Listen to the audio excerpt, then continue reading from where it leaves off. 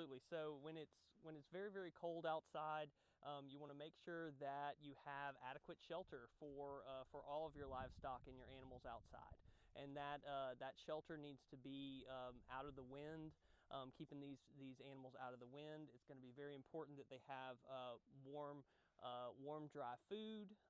So for a lot of these goats and the horses, you want to make sure you have adequate hay for them to eat. That's how they stay warm, by continuing to eat.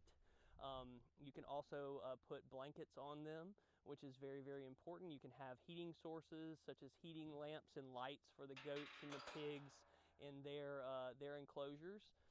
For outdoor cats, this is something that I definitely want to touch on. You don't want to use just blankets. You actually want to use straw.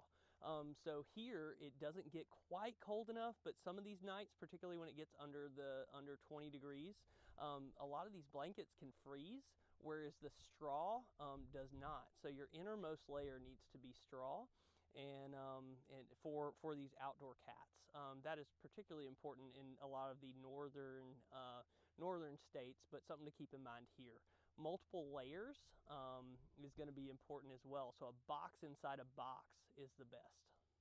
So whenever you're treating pets for cold weather exposure, a lot of time they present just very, very lethargic, and sometimes they can have extremities that have had frostbite. That is particularly, I see that a lot in chickens. So in some of the chicken breeds where their feet are still very exposed and the temperature drops down to freezing, and they will have little burns on their feet.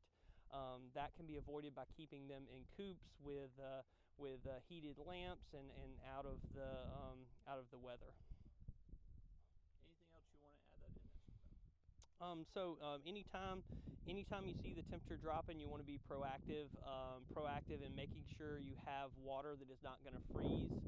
That is another big thing that people miss outside, is that if you have fresh water for your pet in a bucket or a pail or a trough, that water will freeze and need to be warmed up or thawed. And you can do that by having a de-icer that is placed in there and plugged up into the wall, or you have to come out and break the ice and apply hot water to provide fresh water to those animals, because even though it is still cold, it is very, very vital that they have access to fresh drinking water.